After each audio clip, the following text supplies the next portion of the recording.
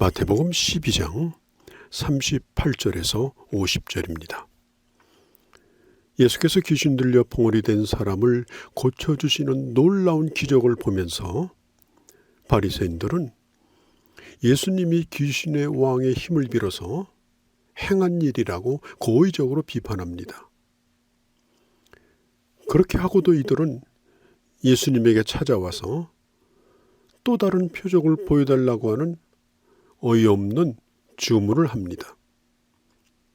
바리새인들은 그토록 많은 표적을 보고도 또 그토록 많은 가르침을 받으면서도 결국은 모든 걸 거부하고 표적을 구하고 있는 것은 그들은 믿지 않는다는 증거입니다. 오병이어의 기적을 본 사람들이 열광하며 예수님을 따랐던 이유가 예수님께서 이렇게 말씀합니다. 저들은 떡을 먹고 배부른 까닭이라고 말씀하셨습니다. 표적이 뭡니까? 예수님이 어떤 분인가, 또 하나님의 뜻이 무엇인가를 보여주시기 위한 하나님의 사인인 것입니다.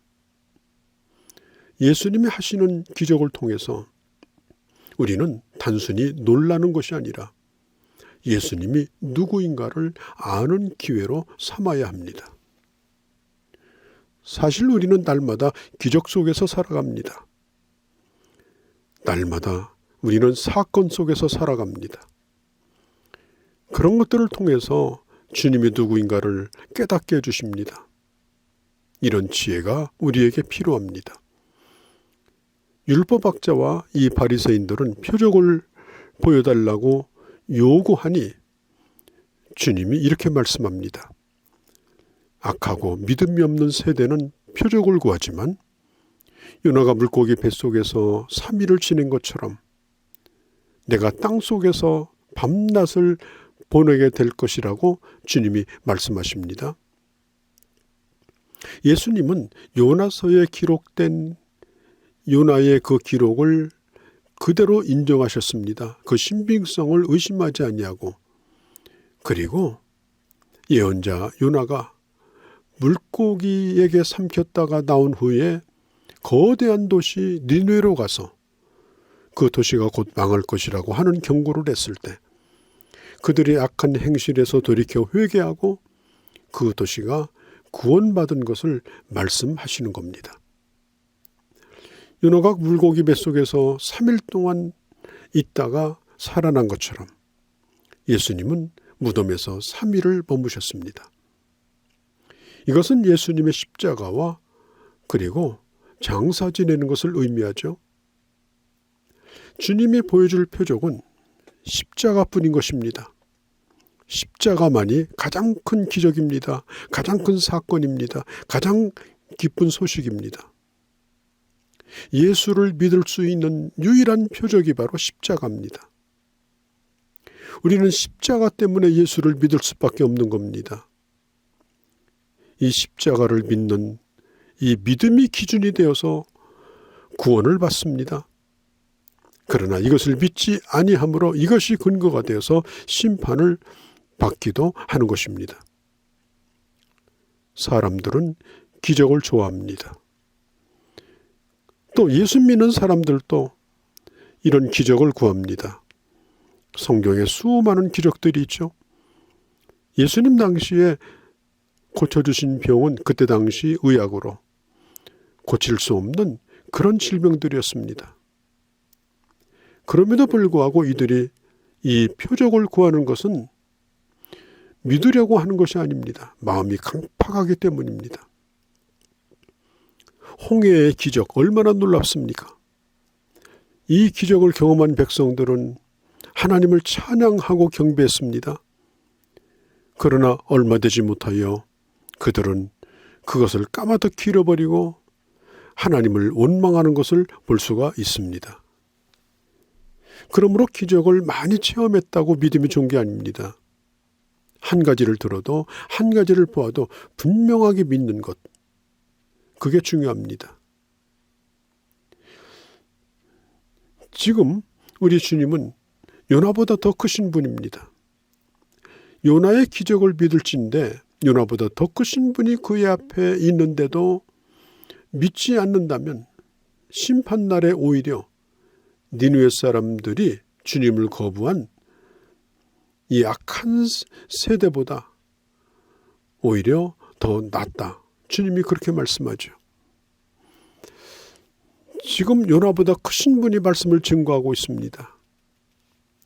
그분의 말씀을 듣지 않으면 어떤 기적을 보여줘도 그것은 다 헛된 겁니다. 말씀을 믿는 겁니다. 열왕기상서 10장에 보면은 저 아라비아 남부에서부터 스바의 여왕이 솔로몬에게 지혜를 배우려고 오죠.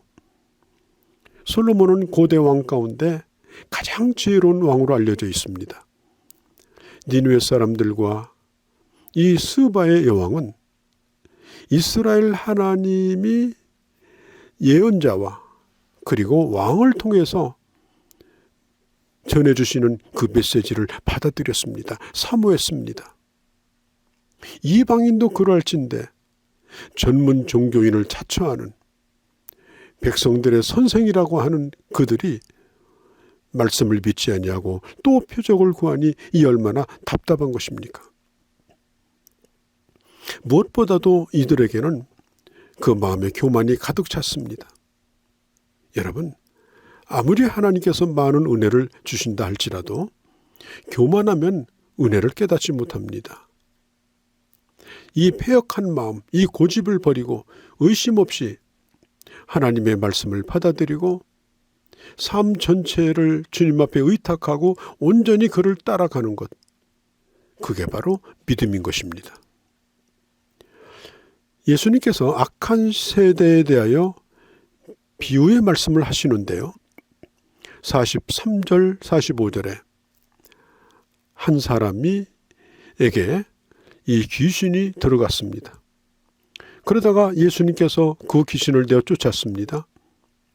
그런데 이 귀신들이 있을 곳을 찾아다니다가 여의치 않자 예전에 있었던 곳으로 다시 찾아와 보니 깨끗하게 청소가 되어 있었습니다. 그런데 아직 새 주인은 들어오지 않았습니다. 이번에는 더 센 귀신들이 확실하게 이 사람을 장악하리라고 생각하고 7 귀신이 들어와서 그에게 들어갑니다. 삽시간에 그 집을 장악해버립니다. 그리고 그 사람은 옛날보다 훨씬 더 상태가 더 나빠집니다.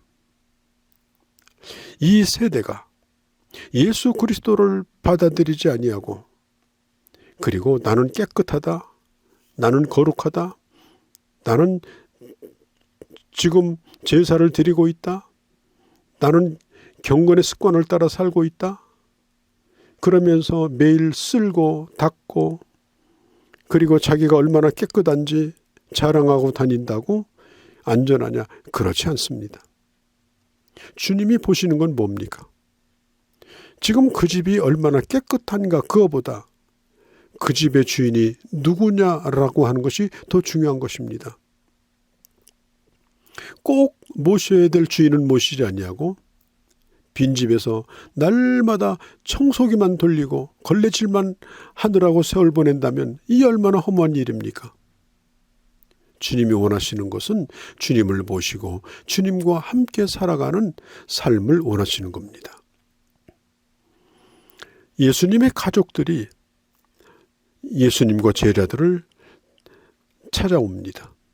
왜 찾아왔냐 물으니까 예수님이 미쳤다는 소문이 있는데 지금 집으로 데려가려고 찾아왔다는 겁니다. 이 얘기를 들었던 예수님이 뭐라고 말씀하시는가 하면 누가 내 형제며 누가 내 어머니인가? 제자들을 둘러보시면서 말씀합니다. 누가 형제며 누가 내 어머니인가? 그리고 제자들을 가리키면서 보라. 이들이 바로 내 어머니요 내 형제라. 아버지 뜻대로 하는 자가 내 형제 자매라고 말씀하셨습니다. 여러분, 이 세상의 혈통과 부관한 새로운 가족이 바로 교회입니다. 이것이 바로 하나님 나라의 모습입니다. 예수 믿는 하나님의 사람들은 예수 믿는다고 해서 혈연 관계를 다 끊고 집을 떠나 나오는 건 아닙니다. 그러나 이제까지 맺어온 관계와 전혀 새로운 또 하나의 영적 관계가 시작이 됩니다. 그게 바로 예수 믿는 형제 자매들입니다. 바로 그것이 바로 교회입니다. 여러분, 교회는 결코 친목단체가 아닙니다.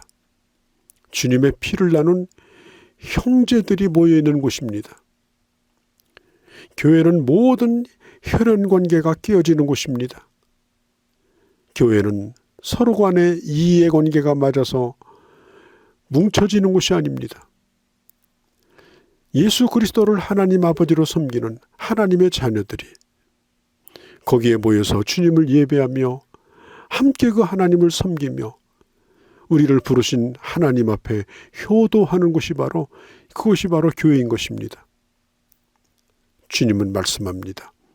하늘에 계신 하나님 아버지의 뜻대로 하는 자가 바로 신령한 천국의 가족들이라고 하시죠.